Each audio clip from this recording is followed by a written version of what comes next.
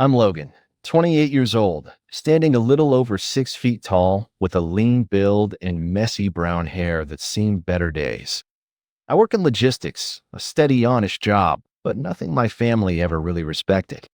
Tonight was supposed to be my sister Alyssa's wedding, a day everyone expected to be perfect. But for me, it became the night I was pushed to the edge, the night I realized the family I thought I knew was hiding something far darker beneath their polished smiles.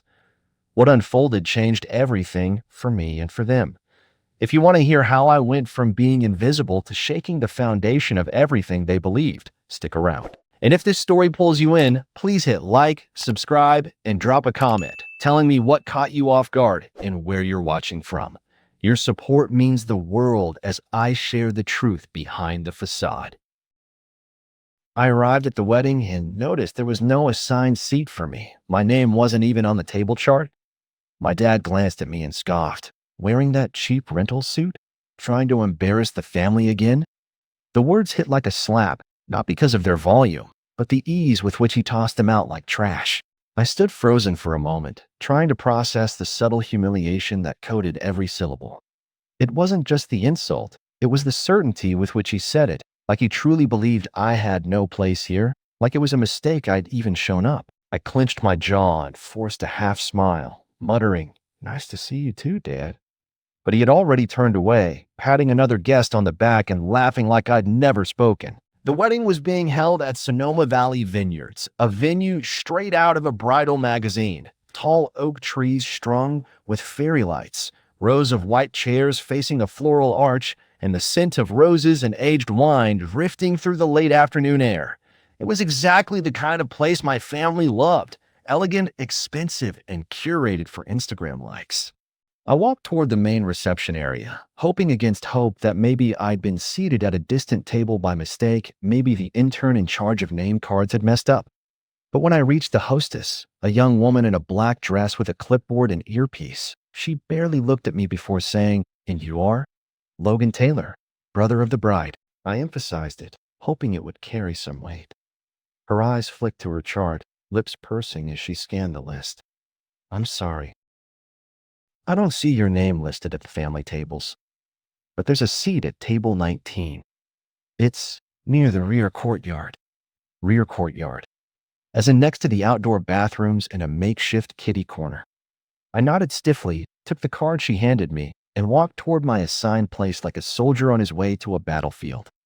Table 19 wasn't just far, it was practically off-site. The only people there were an elderly uncle with a hearing aid he hadn't turned on and two teenage cousins who hadn't looked up from their phones since 2009.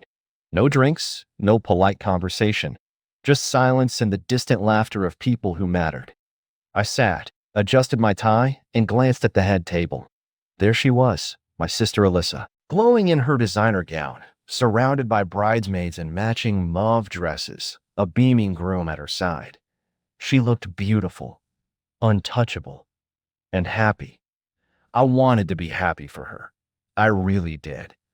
But it was hard to ignore the sting of being invisible at your own sibling's biggest day. I noticed something else, too. My name wasn't in the printed program. There was a list of the wedding party, family acknowledgments, a sweet tribute to our late grandparents, but no mention of me. I checked twice. Not even a thank you. I'd mailed my RSVP weeks ago. I'd included a check for their honeymoon fund. I even called Mom to confirm she'd gotten it. But as far as the official paperwork was concerned, Logan Taylor didn't exist. A cousin wandered over during cocktail hour and asked, "Did you not RSVP? We thought you weren't coming." I forced a chuckle. "Last-minute work thing," I lied. "Made it just in time." She smiled awkwardly and backed away. I couldn't blame her. No one wants to linger around a ghost. I stood, thinking maybe a drink would help ease the pit in my stomach, and walked toward the bar. As I passed the garden walkway, I overheard Mom speaking to a group of relatives. "It's just been so hard with Logan. You know, some people don't quite reach their potential." She didn't see me. Or maybe she did. Either way, she didn't stop. My face burned. I poured myself a glass of wine, but before I could take a sip, I heard another voice. "Logan, Dad said, sidling up beside me. I'm surprised you even showed. Thought you'd be too busy with whatever it is you do. Work, I replied evenly. A full-time job. Pays the bills. Sure, he said, with that smirk that had always made my skin crawl. But what kind of job doesn't even let you afford a real suit? He clinked his glass against mine, mockingly. Enjoy the open bar while you can. I wanted to throw my drink in his face. I wanted to scream, but I didn't. Because that would have made me exactly what they expected, the disgrace. Instead, I took a deep breath, smiled thinly, and walked away. I sat there at table 19, swirling a half-empty glass of Pinot Noir, watching people I once called family laugh, dance, and smile as if I didn't exist. My napkin was still perfectly folded in my lap, untouched, while the others at my table had long wandered off, pretending they needed fresh air or a refill just to escape sitting next to me. I tried to stay calm, keep my head down, remind myself I was here for Alyssa. But even that was getting harder to believe with each passing minute. It wasn't just exclusion anymore. It was mockery disguised as civility. I checked my phone out of instinct, hoping for a distraction, maybe a kind message from a friend. Nothing. That's when the slideshow started. They were projecting it against the back wall of the reception hall. Photos of Alyssa and Nathan, but also childhood pictures, sweet memories, a loving narrative of her life. And in photo after photo, I noticed something else. I was gone, cropped out, forgotten. There were pictures I knew existed with me in them. Birthday parties, beach trips, holidays. But in every slide, it was like someone had carefully edited me out, as if I'd never been a part of her story at all. And then came the voiceover. A recorded message from Alyssa herself. She thanked everyone, her bridesmaids, her teachers, her mentors, her strong, supportive parents who believed in her every step of the way. I listened to her speak as if I'd never helped her study for math exams, never fixed her car at midnight, never fought kids twice my size when they bullied her in school. She spoke like I never existed. A waiter passed by with a tray of mini crab cakes. I reached for one, needing something to ground me, to stop the anger curling in my stomach. But just as I did, another waiter blocked my hand. Sorry, sir, he said, almost sheepishly. Those are for the front tables only. I blinked. Excuse me? He looked around, then leaned in. We were told not to serve beyond table 10. Strict instructions from the coordinator. I pulled my hand back slowly, nodded once, and sat back in my chair. They weren't just ignoring me now. They were making rules to keep me in place. Keep me small. Keep me quiet. I scanned the room again. Everyone looked so polished, so satisfied. Then I saw Dad, now standing near the bar, laughing with one of Nathan's uncles. He raised his glass and gestured toward me. I couldn't hear his words, but his smirk said enough. And then it happened. Alyssa stepped up to the microphone in the center of the dance floor. The crowd hushed. She smiled, radiating elegance and confidence, the kind of shine you only get when your entire life has been laid out for you like a red carpet. She looked around and said, "Tonight is not just a celebration of love, it's a celebration of family. Of the people who lift you up, not those who weigh you down." There was a pause, a murmur. She continued, "Some people show up just to say they were here. But really, they don't belong. They never did." Her eyes swept the room. They didn't land on me, but they didn't have to. Everyone knew. I sat frozen, my glass still in my hand, heart pounding in my ears. A few heads turned in my direction. A few shoulders shrugged. My uncle coughed awkwardly. One of the teenage cousins from my table actually laughed. My body flushed hot, then cold. I stared down at the floor, waiting for it to open and swallow me whole. But no such luck. A few minutes later, the DJ started playing Dancing Queen, and the bridesmaids pulled Alyssa to the dance floor. She laughed and danced like her words hadn't just landed like knives in my chest. I stood. I couldn't sit there anymore. I walked out onto the patio, the evening air sharp against my skin. The vineyard was quiet out there, peaceful even. I leaned against the railing and stared out over the hills, trying to collect myself. But it didn't last. The patio door creaked open behind me. I didn't turn around, not right away. You okay? It was Mom's voice. I nodded, but didn't speak. Look, she sighed. I know this probably feels a little strange, but this is Alyssa's day. We just don't want any distractions. I turned slowly. Distractions? Like me? She didn't deny it. Because I didn't go to Yale? Because I work a blue-collar job? She shook her head. No one's blaming you. But appearances matter. And sometimes, well, some choices reflect on the whole family. I stared at her, silent, stunned. She placed a hand on my arm. Just try not to draw attention. I inhaled sharply, squared my shoulders, and walked back in, determined not to let them win by simply disappearing. I wouldn't give them the satisfaction of seeing me slink away. As soon as I stepped through the door, though, I knew I'd made a mistake. The vibe inside had shifted. Tighter, colder. My presence now didn't just make people uncomfortable, it annoyed them, like I was a smudge on a polished lens. A moment later, my cousin Rachel came up, wine glass in hand and a smile that didn't reach her eyes. Hey, Logan, she said brightly, the way someone does when they're covering pity with fake cheer.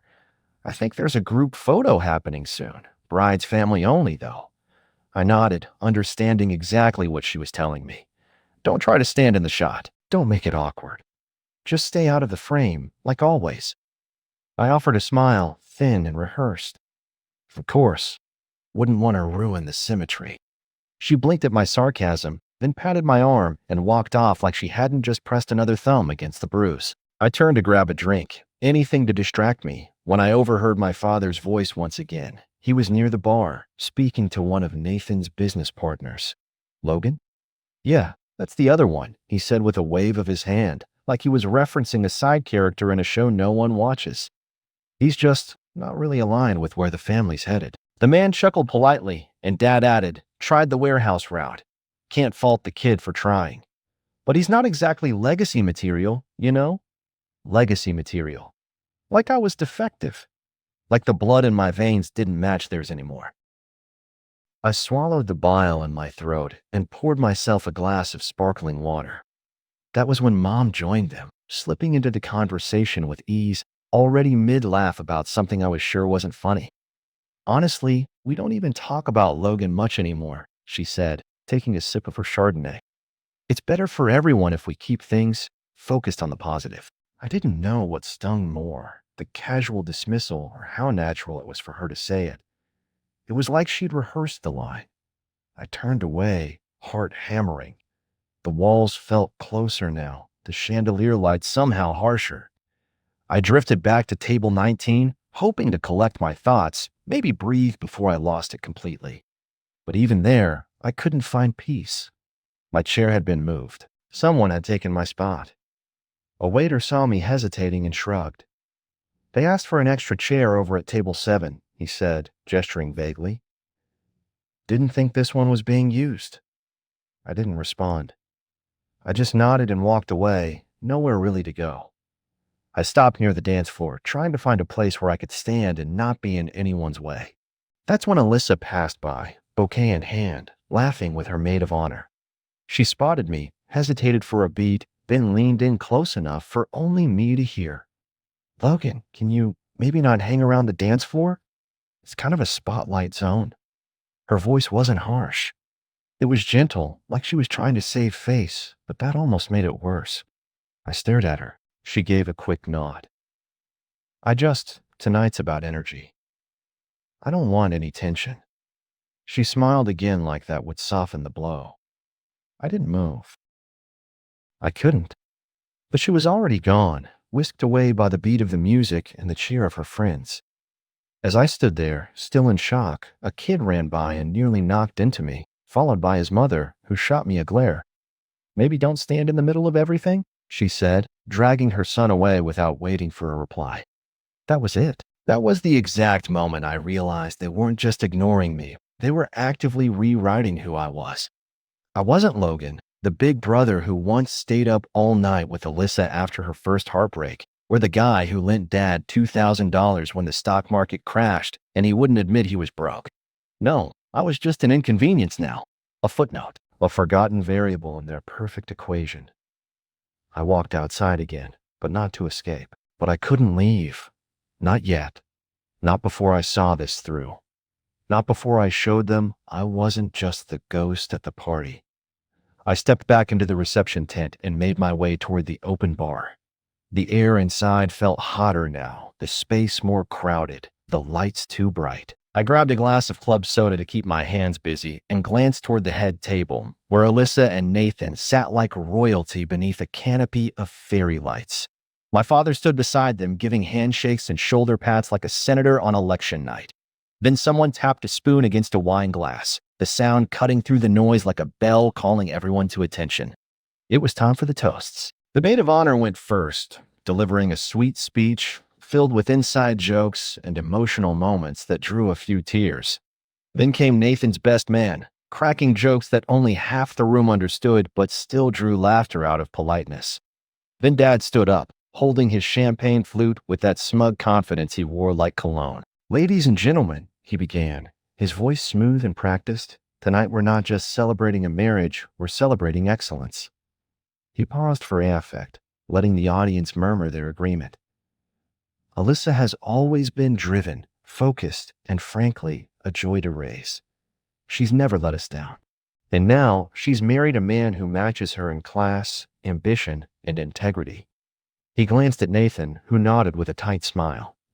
"But," Dad continued, his tone shifting, "every family has its stories. Every family has that one branch that grows a little differently, a little crooked, maybe." He smiled, scanning the room. "It makes the rest of the tree look even stronger." The laughter that followed wasn't loud, but it was sharp. I froze. I didn't need him to say my name. Everyone knew. A couple of guests actually turned to look at me, some with discomfort, others with smug amusement. I felt my chest tighten, but I stayed rooted in place. Dad lifted his glass.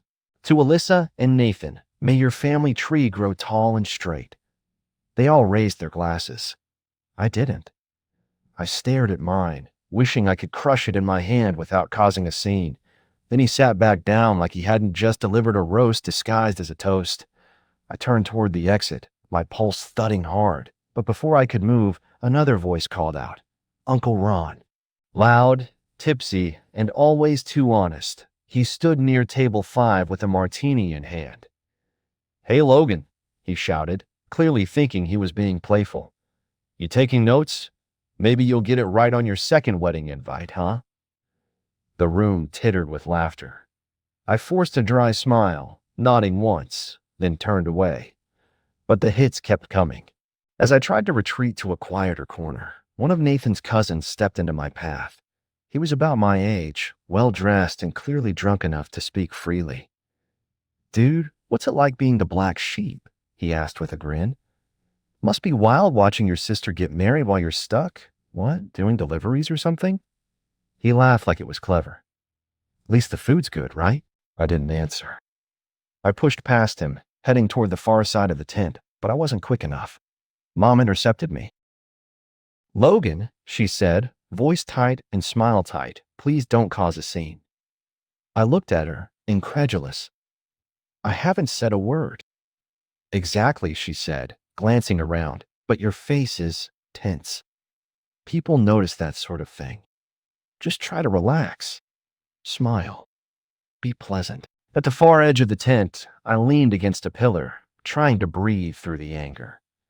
That's when the DJ called for a special moment, father-daughter dance. Dad took Alyssa's hand and led her to the floor as soft music played. They danced, laughing, whispering to each other, the picture of fatherly love. And then, just to twist the knife, the DJ spoke into the mic again. Now, for a special message from our father of the bride, a few words he prepared just for his little girl. Dad's voice played over the speakers. "Alyssa, you have always been my brightest star. From the moment you were born, I knew you were destined for greatness. And I want you to know, not everyone will understand your path. Not everyone will rise to your level. but you should never apologize for shining. I told myself to hold it together a little longer, just until the right moment. But apparently, even standing still was too much for them. A woman with a clipboard, one of the wedding coordinators, approached me cautiously, as if I were some wild animal that might bite. "Mr. Taylor," she said, eyes not quite meeting mine, "we've had a few concerns about, well, some guests have mentioned you seem uncomfortable and it's affecting the mood." I stared at her. What exactly does that mean? She fumbled with her words, clearly unprepared for confrontation. "Just that, if you needed some air, we can arrange a car to take you to a nearby lounge or somewhere quieter. Just until the celebration wraps up." My mouth went dry. They were kicking me out.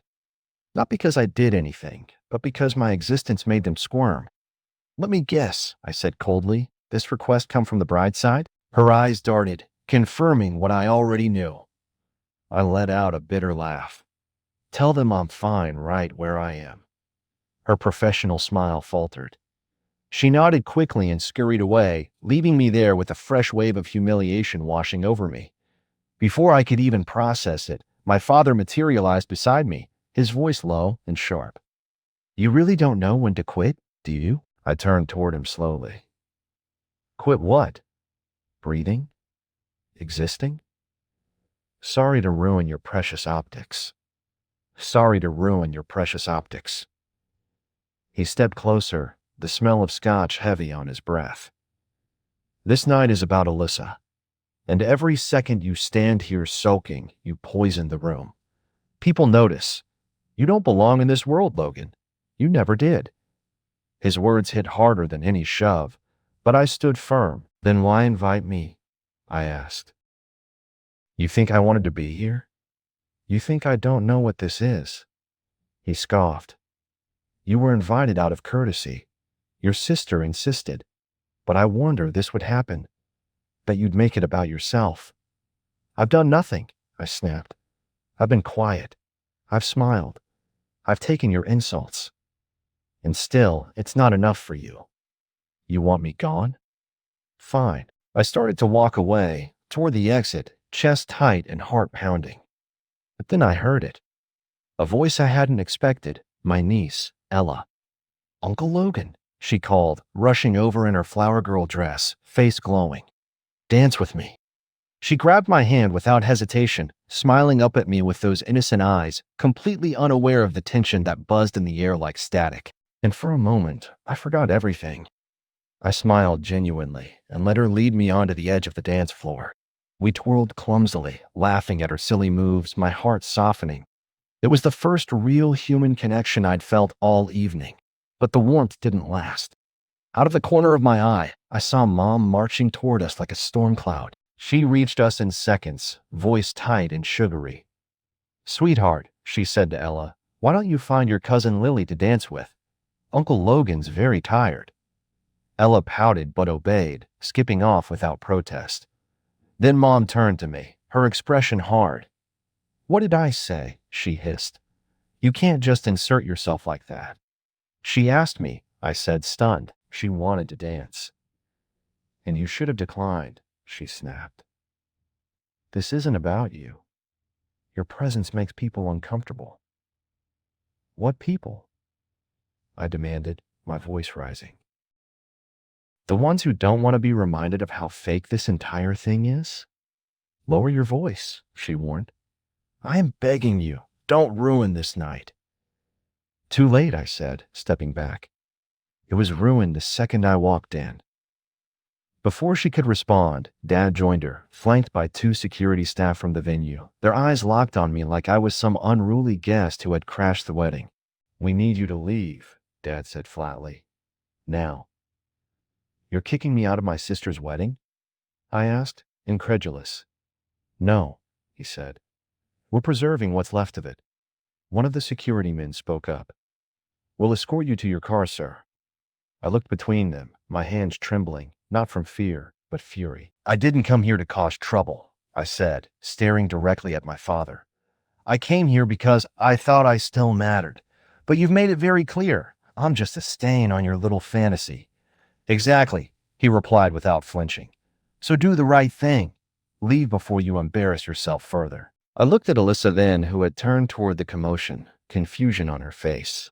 Her lips parted as if to speak, but she said nothing. She just watched, frozen. That silence cut deeper than any words could have. So I walked. Not escorted, not pushed. I walked out on my own, back straight, through the rows of guests who had turned their heads to watch the show. Some whispered, some looked away. A few had the decency to appear ashamed. I should have gotten into my car and left, but I couldn't. Not yet. Not when the truth was burning in my pocket like a ticking bomb. I leaned against the hood of my car, scrolling through my phone, checking the files one more time. The screenshots, the messages, the voice memo. All proof, all real. I had tried to stay silent. I had tried to be respectful, but they had made their choice when they had me removed like trash. I was still standing there, trying to calm the fury boiling under my skin, when I heard someone call out my name. Logan. I turned to see Nathan jogging across the gravel path, his tie loosened and his brow furrowed in concern. Wait, don't go yet. I crossed my arms and stared him down. Little late for that. He glanced back toward the venue, then stepped closer. Look, I didn't know they were going to do that. I had no idea they were going to bring security. That was harsh. Harsh, I repeated, narrowing my eyes. That's your take? He ran a hand through his hair, clearly uncomfortable. Yeah, I know. Look, Alyssa just wanted the day to be smooth. No tension. You being there was a problem? I finished for him.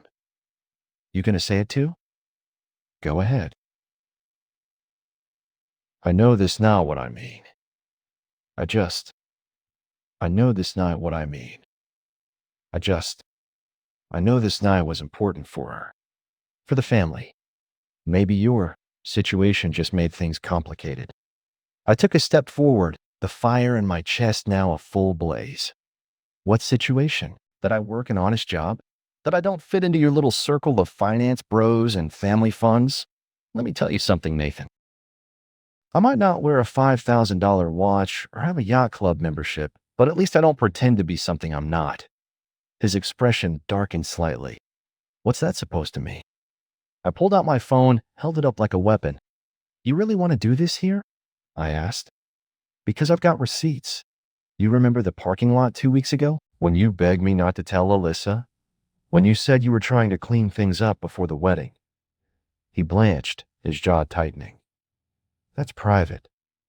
That has nothing to do with tonight. Oh, it has everything to do with tonight. Because while your new in-laws were throwing me out for being low class, they were celebrating a guy who's neck deep in debt, lying to his wife, and using money that isn't his. His hands clenched at his sides. You wouldn't.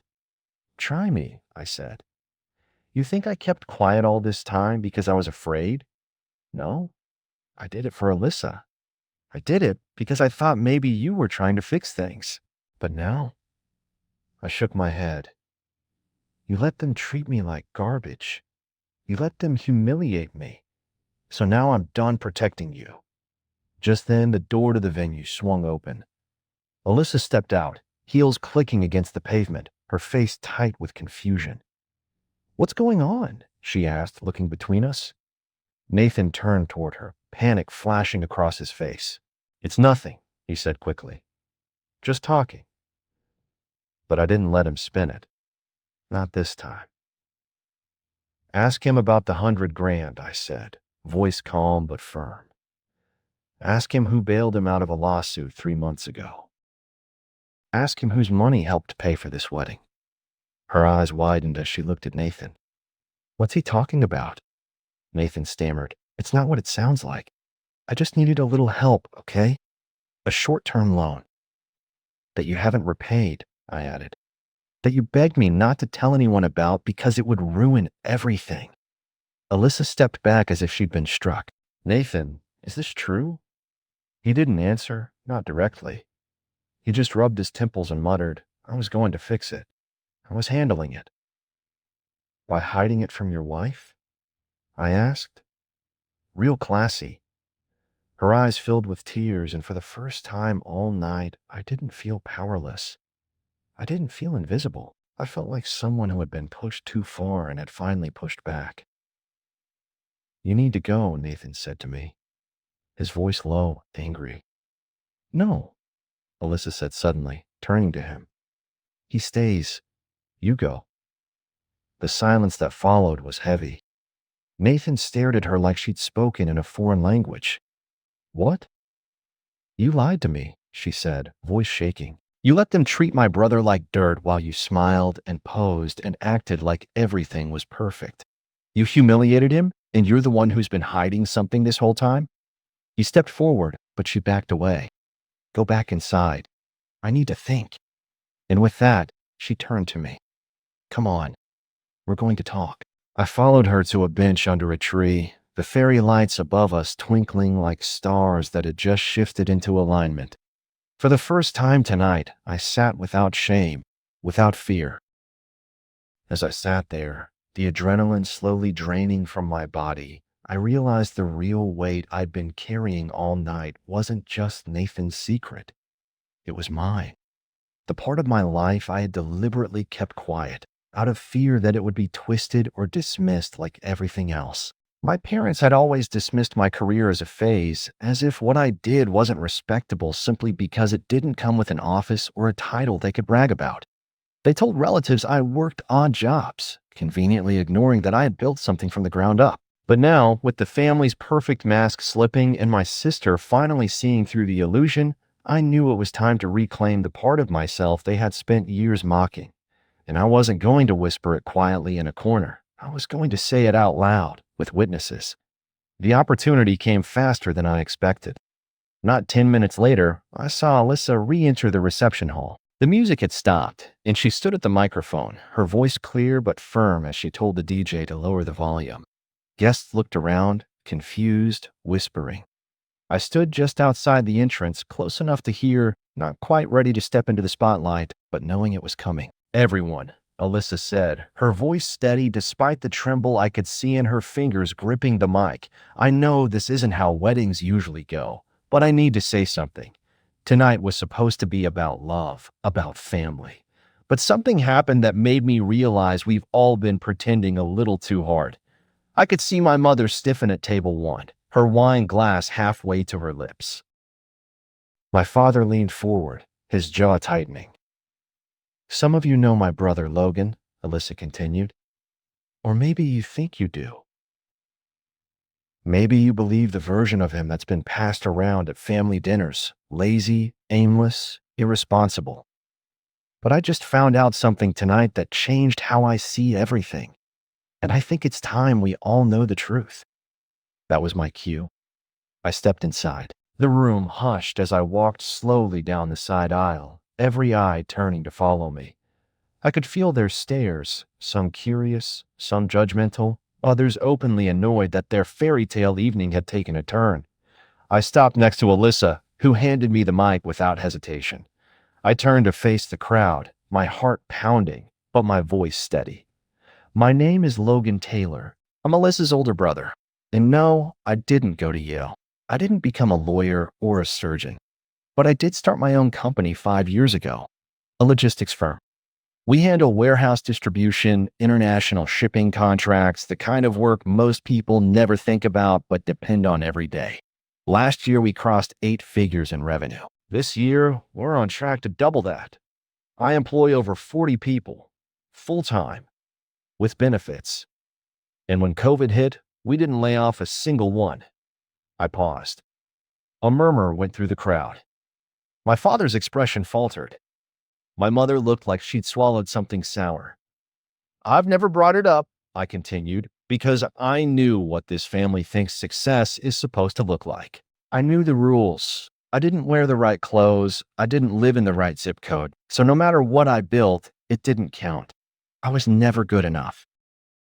But tonight, when you kicked me out of my sister's wedding for existing, when I was insulted, ridiculed, treated like garbage, it stopped being about pride. It became about truth." I turned toward Nathan, who was now seated awkwardly alone at the head table, his face pale and damp. Nathan didn't tell you that I loaned him over $100,000 to keep his firm from collapsing. He didn't tell you I helped him clean up a legal mess that could have ruined his reputation. And he certainly didn't tell you he begged me to stay silent so this wedding could happen without drama. Well, I kept that promise. Until I was treated like I didn't belong. I could feel the atmosphere shifting, like a current turning beneath the surface of the room. Some people looked shocked, others guilty. My uncle looked down at the tablecloth. My cousin mouthed, "Holy crap," without realizing she'd said it aloud. "I don't need validation from this room," I said. "I don't need your applause, but I needed my family to know who I really am." Alyssa stood tall, her eyes shimmering with tears but resolute, as if for the first time in years she was seeing her family through new, clearer eyes. My father sat at the head table, his usually steady composure shattered. His jaw twitched, hands trembling slightly as he looked around, realizing the weight of what had just been said in front of everyone. My mother's face paled, lips pressed tightly together, eyes darting between Logan and the rest of the room, searching for some way to regain control but finding none. Nathan was the most affected of all. The color drained from his face, leaving him ghostly white under the venue's dimmed lights. His confident posture crumbled, and for the first time all night, he looked truly vulnerable, desperate even. Logan's words had exposed his lies, and there was nowhere to hide. Alyssa's gaze locked onto Nathan's, and for a moment the entire room held its breath. "Is this true?" she asked, voice shaking but steady. Nathan swallowed hard, looking down at his trembling hands. "Yes," he whispered, barely audible. "I didn't want to burden anyone. I thought I could fix it before tonight. Am I lying?" Alyssa's voice cracked, fury finally breaking through. "By letting my brother be humiliated so you could pretend everything was perfect? That's not just betrayal. That's cowardice." People began murmuring, some in disbelief, others in judgment. Logan stood to the side, watching as the truth unfolded. The tension was thick, almost suffocating, as the family's carefully constructed world collapsed piece by piece. Dad finally found his voice, though it was strained and shaky. "Logan, this isn't the time or place for all this." "No," Logan replied calmly. "It's exactly the time and place. Because I spent years watching you all pretend I was a failure, an embarrassment, while you welcomed a man who's been lying and hiding everything." Alyssa took a deep breath, wiping a tear from her cheek. "We need to think about what this means," she said quietly. "But first, Nathan, you need to explain yourself." Nathan stood slowly, looking at everyone. "I made mistakes," he admitted. "Big ones. I was scared of losing everything. My career, Alyssa, the respect of her family. So I lied. I took loans I couldn't repay. I hid debts and legal troubles. I thought I could fix it all quietly. I was wrong." The room was silent once more, the weight of his confession hanging heavy. Guests began to slowly rise, conversation sparking quietly among them. The night's mood had shifted irreversibly. Logan's mother stood, her eyes red, her voice trembling as she spoke. "I'm sorry, Logan. I didn't realize how much you've accomplished. We judged you unfairly." Dad remained seated, head bowed. Logan glanced toward him, seeing the shame written clearly on his face. It wasn't a moment of forgiveness, not yet, but it was a crack in the armor. Alyssa approached Logan, placing a hand on his shoulder. "Thank you for standing up for yourself. For us." He nodded, a tired smile crossing his face. Outside, the guests began to disperse, some leaving quietly, others talking in hushed tones about what had just happened. Nathan left the hall alone, the weight of his deceit crushing him. Alyssa stayed with Logan for a moment longer, then turned to face the remaining family. "We need to rebuild," she said, voice steady, "honestly and openly, starting now."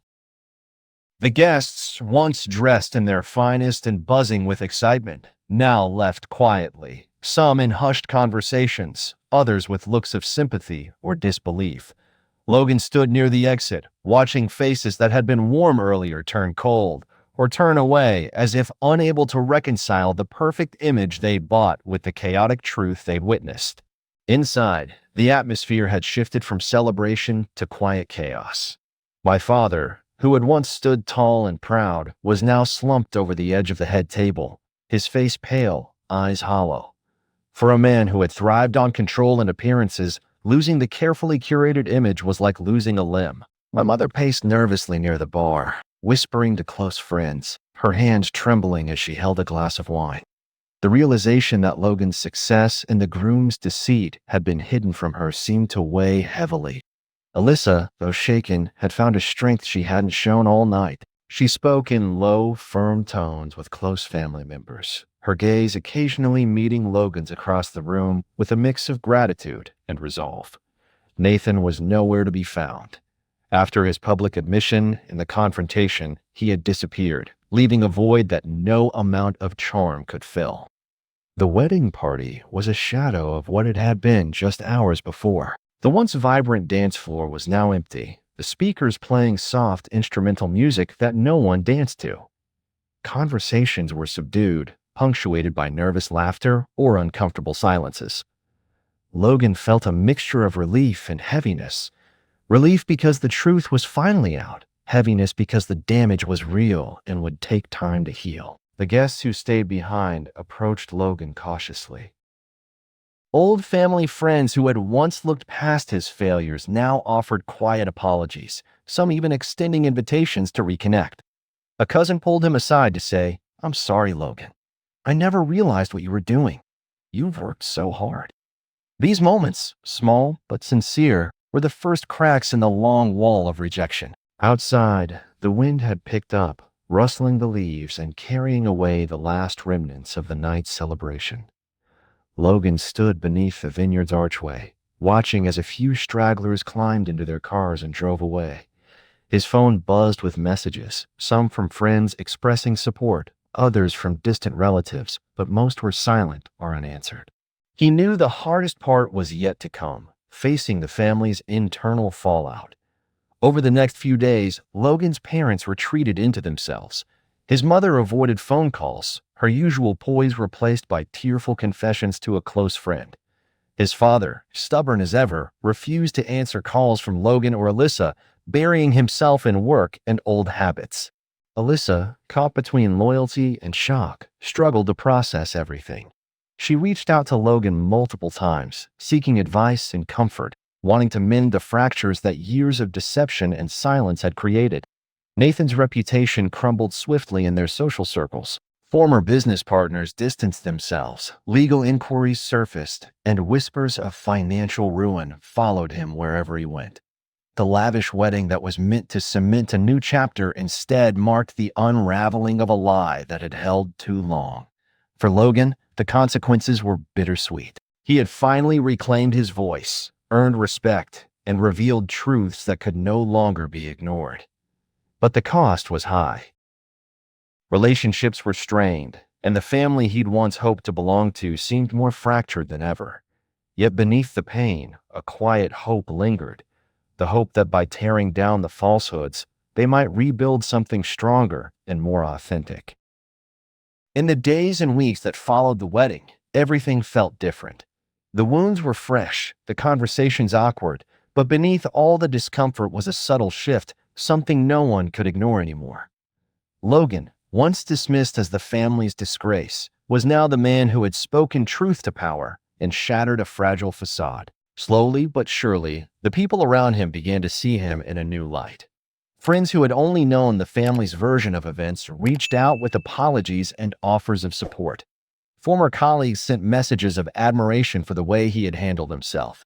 Even some distant relatives who had once turned their backs now tentatively extended a hand. Logan's phone, once silent, began to buzz with renewed connection. But the most significant change was within the family itself. Alyssa, moved by her brother's courage, became a bridge between the fractured sides, advocating for honesty and healing rather than silence and shame. She organized dinners, calls, and small gatherings designed to mend fences and rebuild trust. Her parents, while slow to come around, began to confront their own biases and regrets. The journey wasn't easy. There were moments of anger, denial, and pain. Yet, through it all, the family began to grow stronger because they faced their imperfections instead of hiding them. Logan, for his part, embraced a new sense of self-worth. No longer defined by the label of failure that his family had assigned him, he owned his accomplishments with quiet pride and refused to let past judgments dictate his future. He understood that dignity wasn't something given, it was something taken, fought for, and earned. In the months after the wedding, Logan's business flourished. He expanded operations, hired new employees, and started giving back to the community that had supported him when his own family hadn't. He became a mentor to young entrepreneurs, sharing his story to inspire resilience and authenticity. One afternoon, as Logan sat in his office overlooking the city skyline, he received a call from his father. The voice on the other end was tentative, but it carried a sincerity that Logan hadn't heard in years. "Son, I've been thinking a lot about what happened, about what I said and did. I was wrong. You were right to stand up for yourself. I hope we can find a way to move forward." Logan felt a weight lift from his chest. He replied simply, "I'm ready whenever you are." It wasn't a perfect moment, but it was a beginning. As he hung up, Logan looked out the window and reflected on the journey he had traveled, from the invisible, humiliated brother at a wedding to a man who had reclaimed his voice and his dignity. The message he carried was clear: family is complicated. It can wound as deeply as it can heal. But truth and courage have the power to break cycles of pain and create a new legacy.